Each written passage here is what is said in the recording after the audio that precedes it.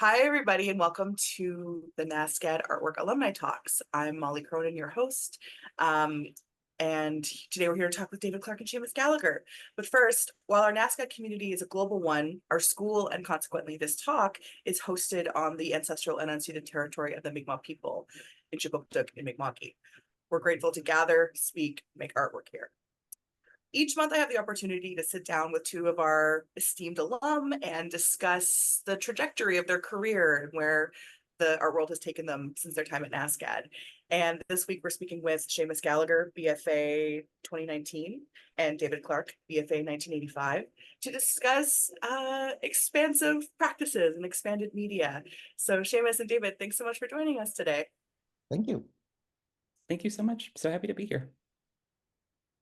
If we could start with just like a quick intro, could each of you tell me a little bit about your practice and where you're based in just a few short sentences? Maybe Seamus, if you want to get us started. Yeah, sure. I'm like a lens-based artist. I work a lot in photo, video. Often there's a writing component, and almost always there's like a level of drag that sort of houses whatever project I do. Use a lot of video game engines, partial to like a pretty maximalist, gaudy aesthetic, and just moved September 1st to Treaty 1 territory, Winnipeg, Manitoba. At this very second, I'm in Tucson, Arizona, and then I'll be in LA later on today. But for the next 2 years, I think Winnipeg is where I'm going to be based. Nice, congrats. Thank you. David, what about you? Well, yeah, in terms of how I define myself, I think artist is a good term because it allows me to kind of move in many, many different ways. And I think one of the things I like about the term artist is it allows me to do kind of anything. So, I've always think that artists need to be the kind of generalists in society. And if we want to go off and do physics or marine science or whatever, artist is a good kind of card that you can use to get there. But specifically, I'm in the media department, and I think that's been one of the central questions. And I remember when I arrived at NASCAD, they had a department called Intermedia. And even though at that time I was like doing painting and drawing and collage, I always kind of enviously looked at those people in their little clean little room and sort of thought, I like that intermedia thing. That seems like it has a little freedom to it. So I guess that's about as specific I'll get. And I obviously live and work in Halifax, although I'm currently in New York. Right, that's exciting. Well, speaking of NASCAD, I'd love to talk a bit about both of your times at NASCAD when you were a student and what was getting you excited. David, you've kind of gotten us started with talking about Intermedia, which is also what it was called, I think, when I was a student at NASCAD. So can you tell us about what you were doing, and then maybe if there was a shift that happened towards Intermedia or expanded media at your time at NASCAD? Yes, I arrived as in my fourth year of an undergraduate degree for the NASCAD summer program in the 80s. And it was still kind of buzzing from that 1970s kind of conceptual days. So it was pretty exciting. There was a lot of visiting artists. It was very different from the University of Calgary, where I'd studied under a kind of a lot of old English kind of pop artists and formalists. And so the kind of introduction of all of these conceptual art strategies, the sort of a look into the New York art world, all those things were extremely exciting and sort of expanded my view of where art was going. And I already had some interest in sort of music, electronic music, and I played around with video a little bit, but really I gravitated towards doing things like sound art and video art at NASCAD early on because the facilities were available. And really started at that point to bifurcate. I call myself a collagist in terms of like, I am putting things together and finding juxtapositions and connections. But that sensibility really found so many different ways of doing things. So I was doing performance, I was doing video art, I was doing installation type things, as well as a kind of a studio practice based in material things like sculpture and drawing. Exciting. Yeah, it's an interesting period at NASCAD in that kind of like the first decade or so post conceptual. So thanks, David. Seamus, what about you? Can you tell us about your time at NASCAD? Yeah, so I started in 2015. I was a transfer student. I initially was at McGill University studying to be a high school English teacher, but was just failing so spectacularly, just not doing a very good job. It was not what I was interested in. So I eventually left McGill and then transferred over to NASCAD with my like portfolio of black and white drawings. And I knew that I wanted to get into photography initially, but I didn't really know the reasons why. Like the sort of projects that were presented to me were often like photographing others or doing street photography and things that didn't feel very natural or exciting to me. But I just knew that photography was something I wanted to continue. And then I think by my like second year, I took a class with David Clark, Media Toolbox, which really just opened up all the sort of ways of working that I wasn't familiar with. But yeah, I don't know, just like as somebody that's grown up alongside the internet and like with computers my whole life, seeing that as an avenue of art making was really eye-opening to me.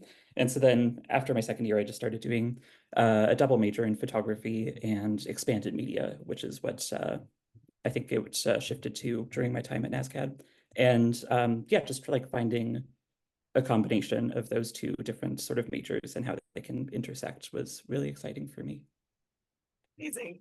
Well, look, we can get into some semantics here too. We're throwing around the term expanded media, and David and I have touched on the fact that that's like a fairly new term, I guess, at NASCAD, at least in the institution, where it used to be referred to as intermedia, as far as I'm aware. So can we talk a bit about like what we're saying when we say expanded media, or what that term means to you or your practice? Seamus, what do you think about the term expanded media?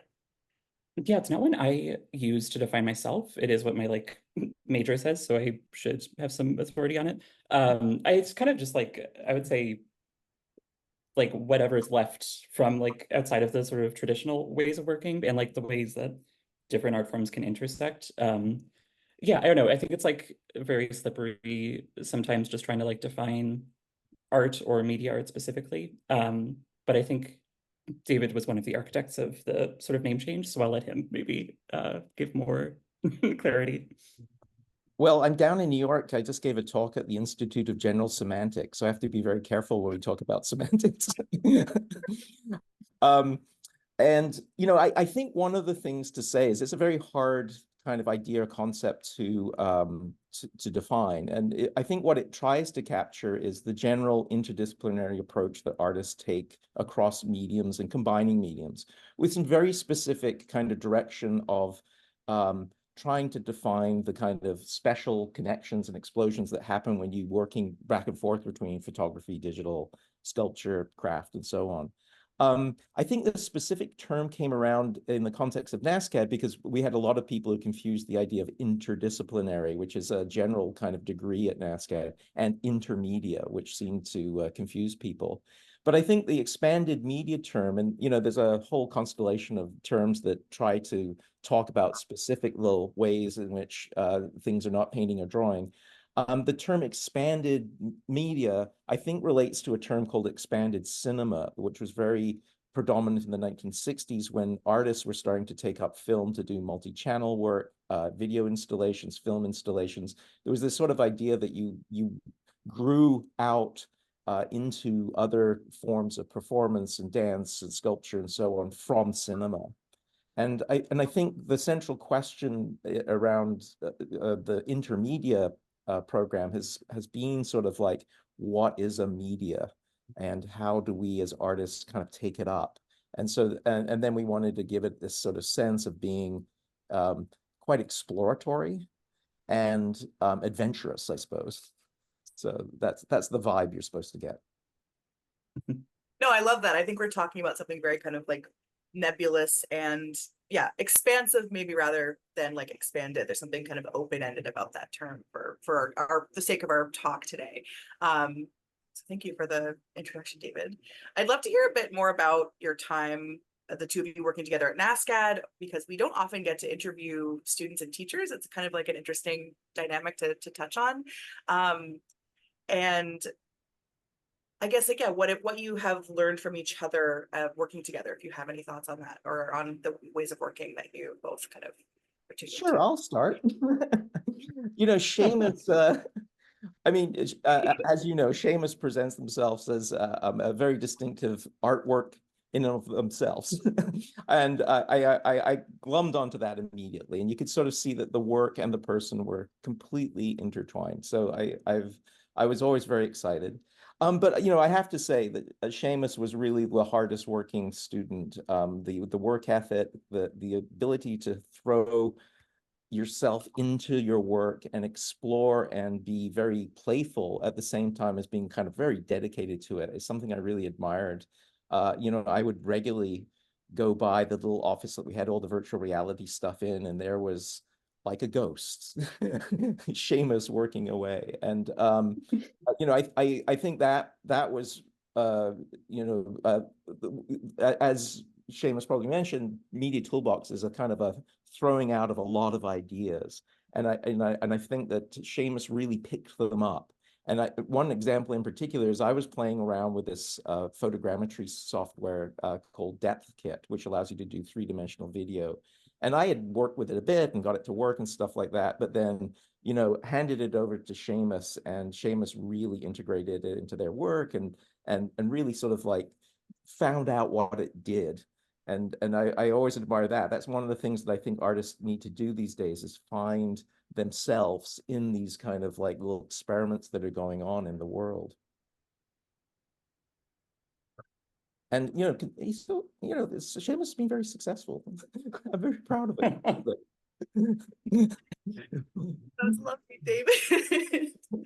That was a sweet self-esteem boost. Thank you so much. I will say that's like a very generous depiction. I was like really annoying during my undergrad. When I first took like a class with David, I then just like really was so inspired and decided to like just keep taking courses with David, even if they weren't existing at the moment. There was a lot of independent studies that were created, just because I was like so excited by what was possible. And David has this like very optimistic enthusiasm where like anything can be possible. That's like doesn't come naturally to me. So I don't know, there's just like a real support and always sort of looking like beyond my own sort of Canadian scope as to like where work can be done and like who I can work with. And yeah, that was really inspiring. I think like during my time at NSCAD, I also just didn't have access independently to so many of the facilities. So I did have this like kind of anxious thought of none of this will be available to me after graduating. So I really did my best to make the most of it. And like, fortunately, everybody at NSCAD was very accommodating to my many demands and like desires for all these like different technologies. And yeah, I don't know. I think like I remember in one class of David's going to his office and he has this sort of map of all these disparate sort of texts like connecting like almost a conspiracy theorist sort of like mapping of all these different ideas. And that sort of like connecting of very disparate ideas and concepts, I think is something that stuck with me quite a bit in trying to find the sort of what I'm interested in and how these disparate things may come together. And yeah, through that sort of connection was how I started like developing a lot of projects that started at NSCAD and continued afterwards as well. Yeah, I think a lot of people came into my office and thought I must be slightly psychotic with those kind of like pieces of yarn connecting ideas together. Oh, I love it. The organized chaos. It's lovely to hear you both speak about each other's work. So that was really wonderful. Thank you. We mentioned a few kind of technologies that were important in your time at NSCAD or your time working together. And I was curious if there were any particular or many moments like that where you encountered a new practice or technology that really sort of changed the trajectory of the way you were making art. So does that ring true for anybody? Sure, I probably have a longer story because I've cycled through many more technologies. Yeah. Since like as I like to boast to my students now, in 1984, I was carrying around these giant machines in order to make video, and now it's got a little phone that you can do it. So you really had to put some muscle into being a media artist back then. I think the thing I've always been inspired by finding what are the distinctive features of different media, and then sort of looking out at the world and seeing what artists have done with them and what's distinct and unique about them. But I also have been, I think this is something that I learned when I was really thrown into NSCAD and could take so many different kinds of classes and do sound and doing, print. I did the printed matter class. It was really exciting. Is that you know, you actually activate different parts of your artistic brain when you start in on a medium. And I've continued to do that. So I have there's a whole period where I was just doing radio, and that means that I had to do all of my sensibilities in sound. And I didn't have visuals. And so I didn't rely on the kind of visual vocabulary that I've developed over time.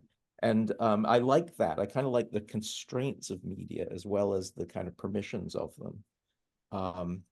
Yeah, and I think the other one that I really just oftentimes talk about is the internet. I think I was really I was doing a cinema filmmaking thing for quite a while, but when the internet kind of came about, and it was really by paying attention to a bunch of students who are starting to work online and sort of gain worldwide audiences just from their living rooms, I realized that there was a real power for the kind of work I was doing to try and investigate what that space of the internet was.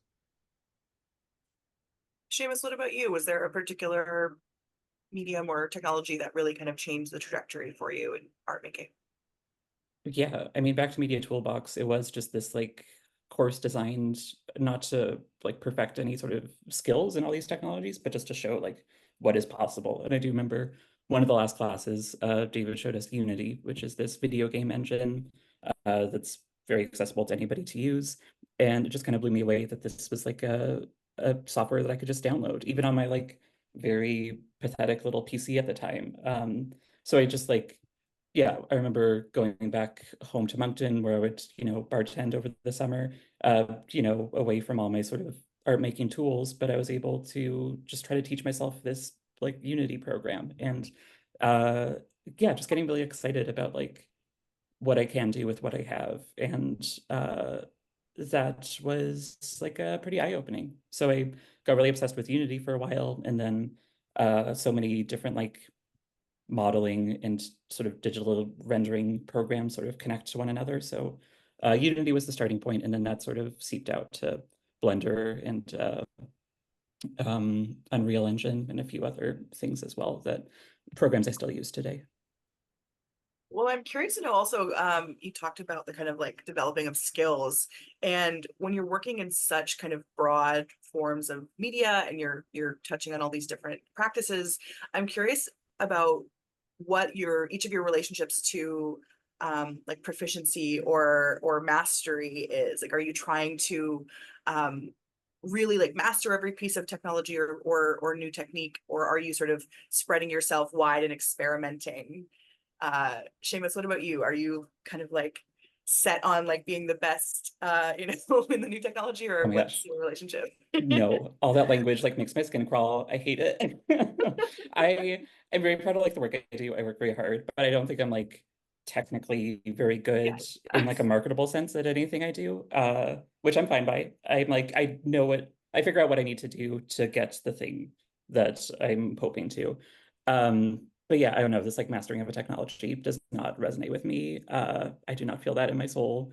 Um, I also like using these like, you know, programs that are like industry standards and just sort of using them poorly. Like it adds a bit of like I don't know, it just gives it like a different aesthetic and sort of like democratizes it a little bit in like using these programs as just an individual that has some sort of idea of the language of the programs. But yeah, I'm never all that interested in like the sleek sort of technical proficiency of like an industry standard, really. I like to use these tools and develop my own sort of aesthetic with them. I love that. Yeah, like a means to an end, not an end itself, is like the relationship Exactly. to technology. Yeah. David, what about you?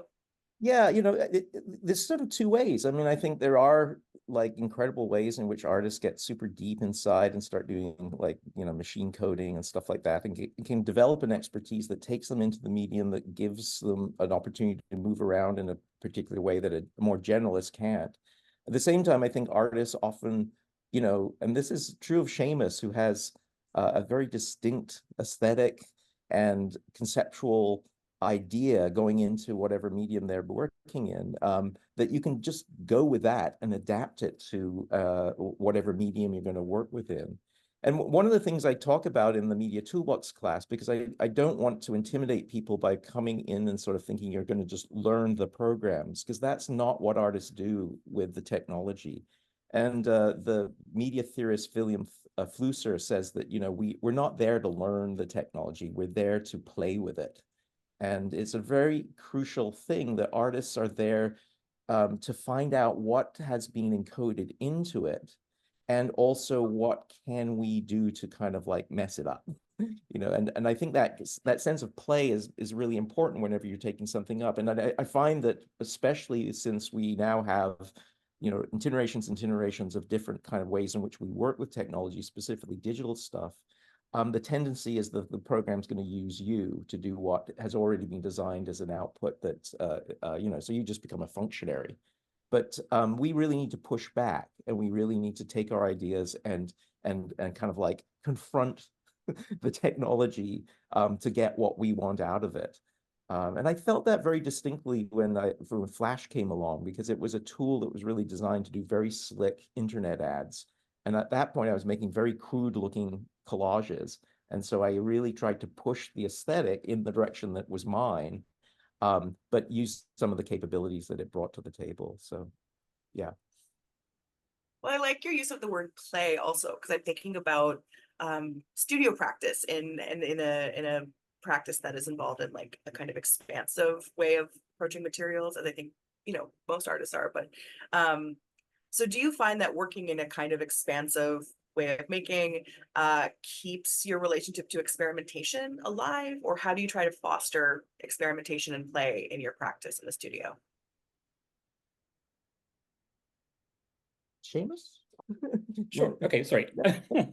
Yeah, I think that's one of the benefits of this like slippery and like expansive sort of umbrella of media art or expanded media is sometimes I'm like creatively burnt out, or I'm just like at a block, and I can try and pick up something new. Like I was really burnt out at the start of this year, and then just started playing around with a little synthesizer and making ambient sounds that was not related to like a grant project, or like I didn't feel this need to sort of conceptualize it anyway. It was just like a freeing way of playing, which is like when art becomes your job, it's kind of easy to forget the importance of that when it's like, how does this feed into like a grant that I want to sort of compose?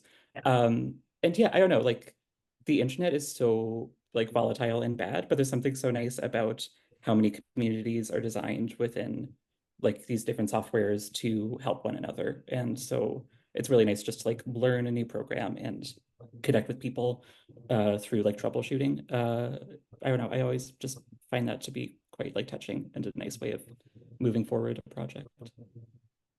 Yeah, and I feel the same way about being able to kind of shift. My work area is set up so that I have my drawing station, then I have my writing station, then I have my computers over here, and oftentimes you're just not in the mood, but then you find that's you can kick in and do the visual stuff, and that's really inspiring. And so, yeah, and then there's a very different kind of process that's about putting those things together. So it's I think in the expanded media field, you find yourself kind of being multidimensional, so you can shift yourself over to something that's a little bit more exciting for you at the time. But of course, yeah, busy schedule, so sometimes you can't do it. Yeah. Yeah, I saw David Harper talk the other day as part of the NASCAD alumni talks, and I think he was quoting maybe Steve Higgins saying that sometimes you have to just get to the studio and like push a broom, like you have to just kind of get yourself in there. And there are different ways that like pushing a broom might show up. It might be doing the writing, it might be doing the drawing, it might be shifting gears and learning a new technology. So all of those things that keep us in the studio and keep the different parts of our brain lit up, as you were talking about, David. Yeah. Seamus, you were talking about sort of like the community you were finding or conversations you were having with other people online. And I'm curious to know about both of your relationships to collaboration when you're working in these kind of, when you're working in expanded media and you're investigating new technologies and new practices. Do you find that this is pulling you towards other people and like working in collaboration with them, or are you finding you're most interested in having some ability to shape all of the elements of these projects? What do you think, Seamus? I think collaboration is so important. I also don't think I'm that good at it. I'm like very sensitive and very private often when I'm working on a project. So, uh, I like to work quite independently. I'd like to think it's not an ego thing, but rather just like I don't know, it's art is like a very sensitive and personal thing. But as like, projects sort of expand and maybe grow a little wider in scope, you do have to collaborate and like work with others at a certain point, I do feel like. So I'm like dipping my toes bit by bit, working with like I remember when I first started working in video, having to have somebody else behind the camera lens was like a very difficult and vulnerable thing as somebody that often works in self-portraiture or just records themselves. And it's just important. It's like sometimes the skill set is necessary, and often I don't have that and don't have an interest in sort of learning it. So yeah, it's like a necessary thing that I think I'm still working to get comfortable with. But yeah, I've been working with like a few costume designers. That's been really exciting. And yeah, I don't know. Also just like the questions that other artists ask with the sort of framework that they're working within helps me to sort of like articulate my own ideas better as well. So yeah, it's important. I think David's probably better at it. So I'll let him go. Yeah, it's interesting. I love collaboration, and I think there's different forms of it. I mean, I think there's so many technical things that, and I came to that working in film, and shot a feature film, and that's like you're hanging out with 14 of your best friends, and everyone's got a little job, and there's a kind of a structure in which everything comes together, and that's a great way to work, but it really is hierarchical. And that's a way that you have to kind of learn to adapt to working in some ways with media, because a lot of them are a number of different kind of bits and pieces that get put together to kind of create the thing. And you'll never get all the kind of expertise that people will, to make the thing yourself. I think there's another way that of forming a media arts practice where you really do become, the person who puts all those things together, and that you can be very self-contained. So I think that's a range that artists explore. I think is a useful skill for people to try out at undergraduate school is like, how do you work together? How do you, I mean, what I really love is those situations that you set up that you don't know what you're doing. Like that it isn't like you're directing somebody, but that there's going to be something that emerges as everyone's paying attention to it in a certain way. And then the other thing that I think is, again, a component of the world that we work in expanded media is they are all different kinds of worlds out there. So once you start doing a thing and stepping out into the world, you're going to meet different kinds of communities and different ways in which people are going to interact and work with your work. So I did radio art for a while, and that opened up the whole podcasting world. I've just recently worked a lot in writing, and that's a whole other world. And they don't collide that often, right? I think artists, the ones that are kind of pulling together these different cultural spheres and finding some of the exciting collaboration that can happen between different worlds. Yeah, there's a class I teach called Sculpting Cinema, and my MFA is in sculpture. And then, of course, I've done a lot of work in film. So it's really exciting to kind of be able to sort of think about the long history of how about those two slow spheres have kind of collided with each other and sort of gone back and forth. And I really like what you said earlier about the artist as the kind of person who maybe is like helping with this world merging, because I think we see that kind of collaboration in a lot of forms of making like music or in film, but in some of these more studio or like technology based practices, we often don't expect or maybe anticipate that same kind of collaboration. And I think you're right. I think it's like a really great skill for artists to experiment with or learn about. Well, just to kind of add to that, I mean, I think that idea of improvisation is really important to me, and I think that's something that maybe visual artists don't do very well because we find ourselves kind of isolated in our own little studios, and there's a form of improvisation which I think Seamus was sort of alluding to, which is like we improvise with the machines. Like when we're twirling knobs on the synthesizer, we don't have an intention. We just respond to what it's giving us and then shape it in a kind of conversation. And that's increasingly becoming true. Like with the rise of AI, we are prompters. we are collaborating with and sort of responding to stuff that's coming at us from this like really large cultural construct. And so, yeah, we need those kind of collaborative skills in order to make creative stuff in that space. Mhm. Seamus, what do you think? Do you have anything else to add to the idea of collaboration?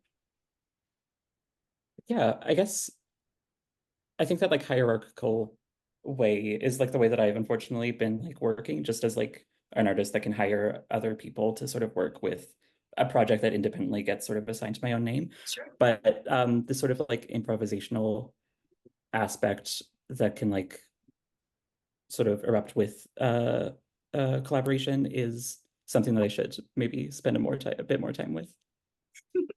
I think it also, once we're out of the kind of crit environment, I think our relationship to like response is different. Like we often don't get feedback until we have a finished product. So yeah, I think there's something that develops in our years out of school that maybe is a shift towards that kind of improvisation. I'm not so sure, but Yeah, Well, I think also just like, yeah.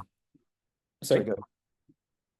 Oh, I just think like very fortunate for the sort of grant funding system in Canada, but it does create this sort of like Dragon's Den way of working where it's like, I Yeah. am proposing this like product and here's the community, like the impact of it. And that I think unfortunately does like subconsciously shape maybe the way I work a little bit in like framing everything as like having value that doesn't really, it's hard to translate like the improvisational importance of that. But no, I think that's a great point. David, what were you going to say? Oh yeah, you mentioned music, and I think that's a great model because it really one person can make music, but that kind of immediacy and sort of like, I mean, that's just the nature of music, is that oftentimes it's in the moment and so on. Yeah, I think that's an important thing for us to kind of keep reaching for in the visual arts. Yeah. Yeah, and I'll come back to your use of the word play. I think, like Seamus said, like we often get we get sort of boxed in, or we have these kind of goals and targets that we're expected to meet as artists, and sometimes that room for improvisation or play or messiness is like a little harder to grasp or to find space to prioritize. So yeah, learning, yeah, those are all I think key elements for us as artists to kind of keep in our pocket. But I'd love to talk about, it's the new year for us in schools. Seamus, you've just started your new program in Winnipeg, and David, I'm assuming you're back at NASCAD for the fall. So I'd love to hear about what you two have, kind of what you're excited about for the new year of school, if it's academic projects or teaching or artistic projects you're excited about, or alternatively, ways you're kind of cultivating rest in a busy time. So what does the new year look like for you, David? Oh, well, back to teaching is it's always a shock. But that's the great thing about having an academic career, is that you do get a lot of time to kind of like formulate your own ideas and so on. But it's always very exciting to come in and sort of see how people are going to pick up on things and so on. But yeah, it's turned out to be an incredibly busy start for me. I've got like 3 talks and I was up at an conditioning show. So I've been just running around like crazy. So I'm kind of looking forward to having a little bit more calm. Um, and then the other thing that fell in there is that I'm trying to buy a giant community hall in the north of Nova Scotia. Okay. And I haven't had large space to work within. So I'm very excited because I was teaching the sculpting cinema class that deals with a lot with video installation. I've been doing a lot of video installation work lately. And just to have the space to be able to kind of build out in a kind of a studio way, in a way, as Seamus is describing, that isn't so goal oriented. I'm very excited for that. And then I'm also teaching the sculpting cinema class coming up. So, I'm definitely feeling a kind of experimental vibe coming up in my practice and in my teaching. Exciting. I love September. Seamus, what about you? What's September looking like for you? Yeah, that community hall sounds very exciting. I can't wait to hear more about that. Yeah, so I transferred from a different program, sort of restarting in a new MFA program at University of Manitoba. So it feels very nice to have 1 year as like a foundation going into this. And it's really exciting being in a new environment. Like Winnipeg has a really wonderful arts community that's been really welcoming and supportive already. I do feel like I'm maybe not setting the best first impression leaving for 2 weeks, 2 weeks into the school year, but it's all related to art making. Which, yeah, that's like kind of the hardest and one of the best things about being an artist is the way that the work kind of seeps into everything. But at the same time, I don't really know what like carving out time outside of like my art practice looks like, just because like school work and most things that I consume is like research or just like part of the creation process. So yeah, I don't know. It's hard to take time and I don't really know what that looks like, but I'm just grateful for the space and time to like work on new projects. I have new video work that we'll be showing at Nocturne next month, so I'm very excited to be back in Halifax for that and giving a talk with the other anchor artists and the curator, which I'm very excited about. And then in February next year, I have a solo show at the Art Gallery of Nova Scotia, so it's really nice to have all these reasons to keep coming back to Halifax like every other month. And yeah, I think this semester is really just like it's a very flexible program, which is why I chose it. And the faculty is really supportive. So I just get to sort of work on this new body of work for this exhibition and for Nocturne and receive feedback. And I'm really grateful. I'm excited. It's a good feel for the semester. Well, that's exciting. I'm jealous of everybody in Halifax that gets to see all of that good Seamus content this year. I'm really, yeah, making people sick of me real quick. Never, never. Famous Seamus. I was wondering if either of you had advice. This is kind of like one of the closing questions I always like to ask our guests is what advice do you have for current NASCAD students who are looking to work in expanded media or expand their practice or kind of maintain an experimental studio practice after school? David, what do you give it? What kind of advice do you give to your students? Oh, well, that's my whole job, isn't it? Yeah. I think, to make it more specific to expanded media, I think I've always have imagined that there's a thought when you get to art school that you maybe don't know exactly what you are going to do because you're looking around. I think an undergraduate degree is a place that you just try everything. And so I think what I try to establish is a sort of sense of play and experiment and failure and like joy in like doing all of the things that you might want to try without really getting too hung up about it, because I think you need to be in a sort of receptive state to kind of understand when things are going really in an interesting direction. And I use this phrase quite a bit, and I know that Seamus has picked it up, but it's like pay attention to what you pay attention to. You have to be entering into this process as a receiver of your interests. I think if you try and contrive something beforehand, you get unsatisfied with it. But it's a process of discovery, and it's a process of play, as you say. Lovely. What about you, Seamus? What advice do you have for the little Seamuses at NASCAD? Ooh, take a David Clark class.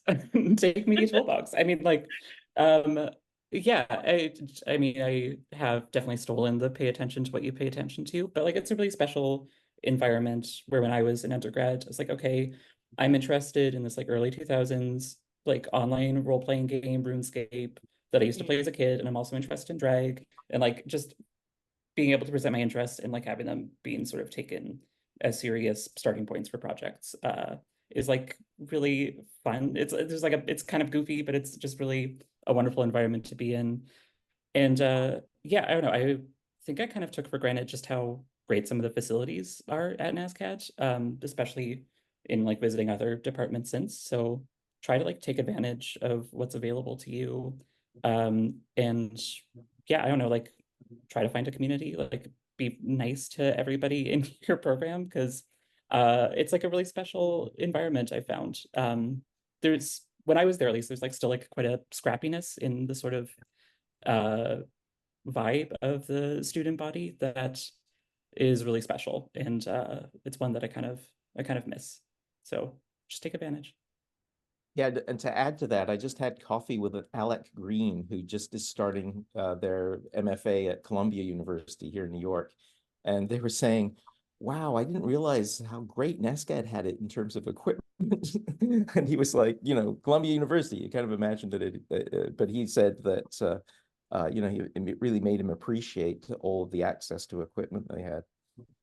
I mean, like, yeah, I don't think anybody from Carnegie Mellon is on this video chat, but not to burn that bridge, but like it's a huge school, like so technical, like huge computer science program, but like the School of Art just doesn't have anything. And I assumed like it's normal for schools to have like red cameras available to students of like certain years, but that has not been the case. So there's like, yeah, a real impressive amount of equipment at NASCAD that especially for its size, is not found in other places. You heard it here first, folks. NASCAD is wealthy in tech, so get experimenting. And also like think outside your program sometimes. I think that's where I got stuck in school was think expensively, think across the through the walls a bit at the school and collaborate and mingle with different departments, and you might be surprised by what you learn. Yeah, I think we've always had this sort of sense in the expanded media department that we offer up a kind of perspective that anyone can come and do. And I really enjoy it when I have ceramic students or jewelry students or even art ed students coming in and sort of feeling they wanted to get a feel for both the media questions, but also the kind of conceptual and process oriented stuff that we talk a lot about. So it doesn't have to be a destination place. It can be a kind of a checking into a kind of a thinking about art that can be very productive in other departments. Yeah, thank you, David. That's wonderful. I want to open it up now to our guests. If anybody has any questions for Seamus and David, feel free to turn your camera on and ask away or pop them in the chat and I can read them out loud. Seamus, a question. Oh, I love that. Go for it, David. All right, Seamus, you're a bleeding edge artist now. What kind of radar do you have for what is coming up that you think is going to consume your attention in the next little while? Like one of the characteristics of expanded media is that we're always confronted with, you never step in the same expanded media department twice. So I'm wondering out there on the edge, what are you seeing? What are you excited about? What do you think you're going to have to do? What kind of shifts are you going to have happen? I don't know if I am thinking about it in terms of like finger on the pulse sort of way of working. I don't know. I mean, I'll say what I'm interested in working on right now. I've been really fascinated with the trend of gender reveals turning into forest fires, which is why I'm visiting Tucson. So I'm doing some like 3D scanning and photo documentation of this environment. And then I'm going to interview the inventor of gender reveals in LA, who has since regretted starting this trend.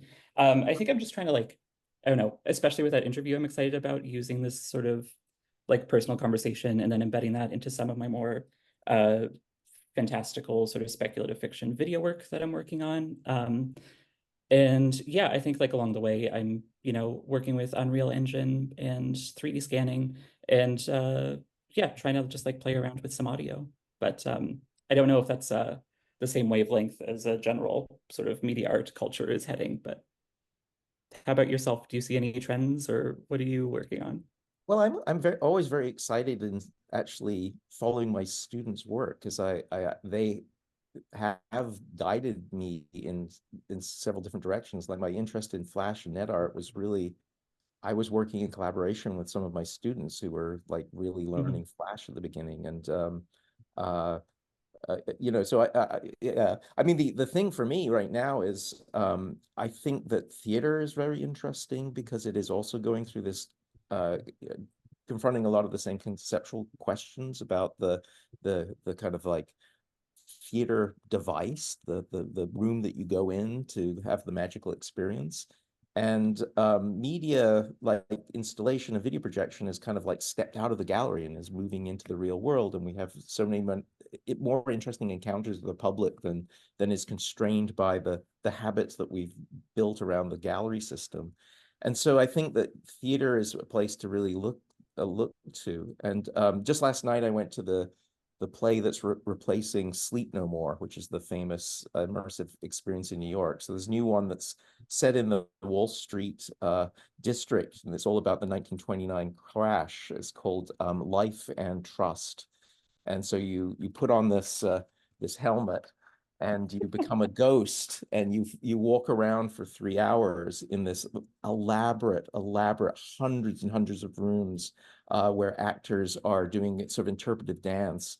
And it's all kind of accumulated around the idea of the Wall Street crash meets a kind of weird kind of cult.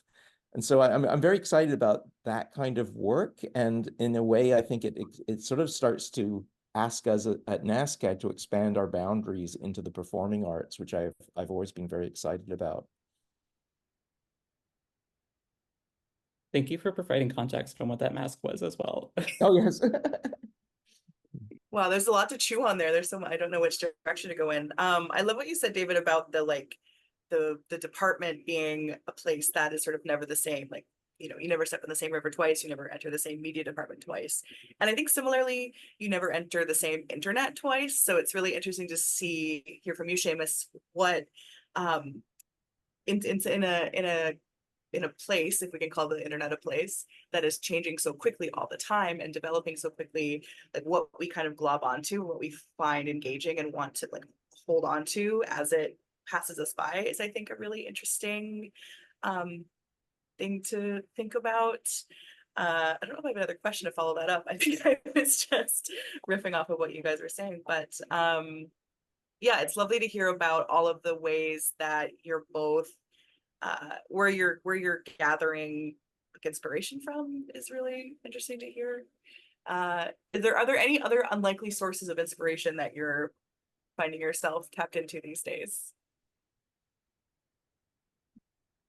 Well, just one thing to pick up about the internet thing. I taught an internet seminar, and I've done that sporadically over the last 20 years because it's always been a part of my practice. And I really threw myself into the internet for 10 years and got into internet culture and sort of saw it develop.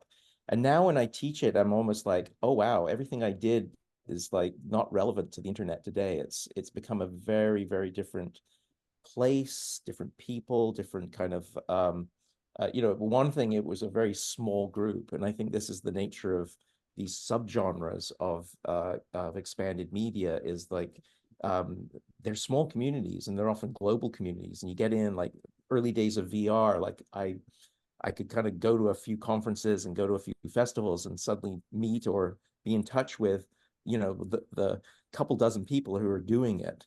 And then at a certain point, it expands out and it becomes part of the film world or part of another world, and it becomes more diverse.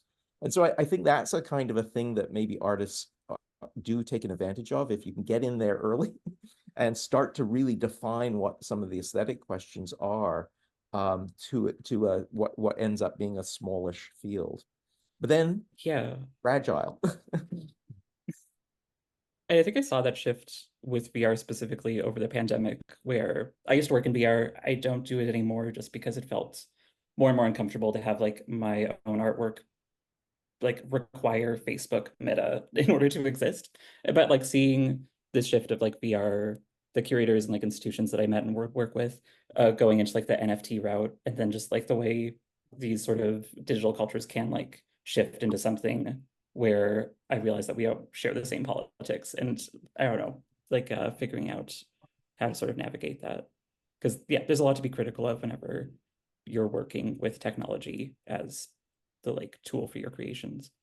Yeah. Yeah. Sorry. Go ahead, David. I guess, you know, I'll mention one other thing because again, I'm kind of a bit on the outside, but I think it has a great deal of potential, is that it feels like there's coming from the story games and sort of gaming world. I think games have been a very narrow kind of vertically integrated industry, and the technologies that were developed in there were kind of prohibitive for people to get involved with. And as Seamus was describing, like Unity and these game engines have become way more accessible, and you know, we can play with them now. But I think the underlying sort of narrative experiments and collaborative social experiments that go with developing experimental game work is also very, very exciting. And I think, again, I'd like to think more about that and sort of see how that fits in with the artistic practice. These are things like D&D, right? And I've really been following my son, who's become super interested in a very avant-garde world of experimental story games, and it's very exciting, and feels to me like it's touching on a lot of things that I've been very interested in throughout my career: experimental narrative, collaboration. Yeah. We have a few questions in the chat, if you don't mind if I shift the gears a little bit. So Kimmy was asking, I'm curious to see how students in film and expanded media can collaborate better with other disciplines here at NASCAD. How can they leverage off each other to deliver projects together? I don't know if either of you have any advice for Kimmy.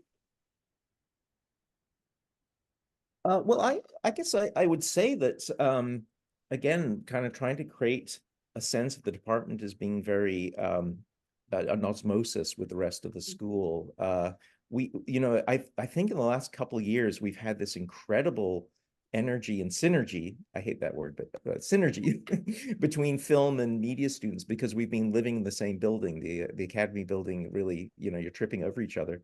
And that has really had some very exciting things. And many of those students come with vocabularies of like the musical or theater or dance. And so there's been a real, exciting energy to the work that's been happening recently in expanded media, because they are able to go and reach for a red camera and do really, or a film recently was shot in 16 millimeter color, like really technologically advantageous or adventurous work. But yeah, I would I just suggest for anyone who has ideas to look at our courses, drop in on a course, or take the idea process class with which is very interdisciplinary, and we have a lot of people who are very eager to work across different boundaries. Yeah, get I out don't of have the too much to add. What's that? Yeah. But like I always found the Academy showcases as well, like a really special way of viewing various departments' works, like housed within one night in one building. And yeah, I don't know. It's just sort of seeing what other people are working on is really helpful in creating those connections. Thanks both. Okay, we've Yeah. got one more question from Brigitte. Thank you so much, David and Seamus, about collaboration for the interviews and facilities you're visiting and conducting. What are some of the most effective ways you find when you first reach out to institutions / certain people? Do you have any tips? And how does that institution or those projects come onto your radar? Well, Seamus, you've been doing this quite a bit, so why don't you? I'm sorry, I'm trying to understand the question a bit better. I don't know if you can see the chat, but it's in the chat there if you can. I guess Mhm. it's about like how you establish connections with institutions or these like maybe grant-based projects, how you kind of find out about these opportunities and how you like make those connections, I think the question.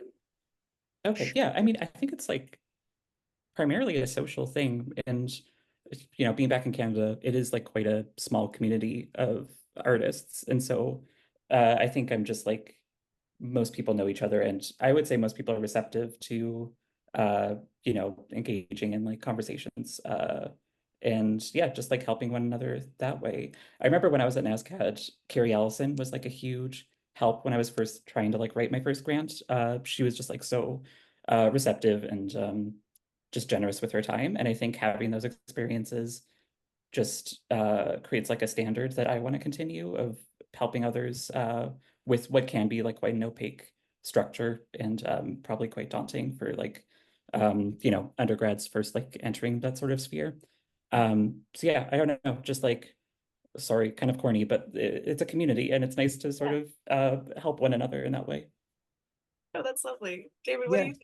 Yeah, a few more notes on that. I think that one of the things that I also encourage is that we don't stay within the arts. And so I try to develop some skill sets that allow people to think about entering. I think part of it is being social and finding out how you can sort of talk to other people about what they do and sort of connect with them, and then that opens up all kinds of connections. And in fact, Halifax is a great place for that, because there's a lot of people working academically or in the industry, or you know, you can make connections socially. And actually, Brigida should be answering this question because she's been very successful in working with scientists, which was her stated goal as she came to NASCAD. But the other side of that is that, you know, any profession or field or academic world has some kind of professional discourse going on around it. And I think that's a place that you can enter into that. And I think, again, all of these places love artists. You know, I think we come in and we take, you know, we bring our own particular take on things to their field. And I think we have to sort of take up that role when we're going out there into the world. So my experience with the general semantics people is they love us. There's a group of us artists who've been kind of attending their festivals, and we have a chance to go and do something very different from them, and they really enjoy that. So you know, the artist card is a good one to play whenever you want to kind of, you know, enter a laboratory or get involved in a government organization or whatever. People want to hear from artists. Yeah, they'll let artists get away with a lot.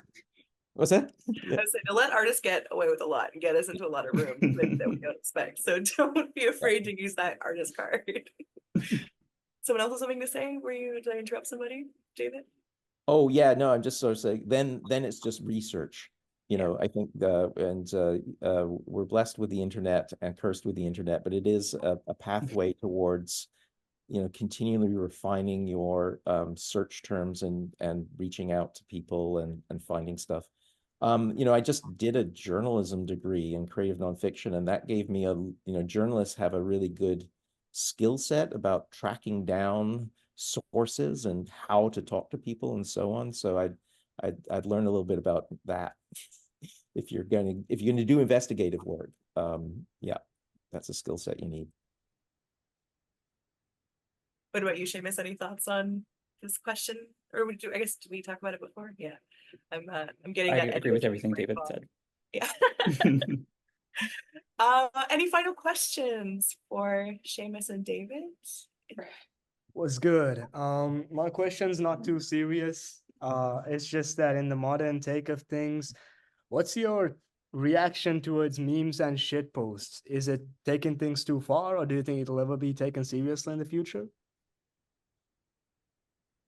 I can make more general comments about, you know, internet culture, because I think it is a real challenge. I think artists were in the game 20 years ago when the internet started happening, and I think there was a lot of play, there was a lot of like confusion. I think that people who had more strict aesthetic categories were a bit like, I'm not going there because it seems a little bit wild and out of control. And I think there was a lot of artists who kind of entered into it. There was a lot of things that were going on that were really interesting in terms of how, you know, confrontational or, you know, persona started to kind of play themselves out.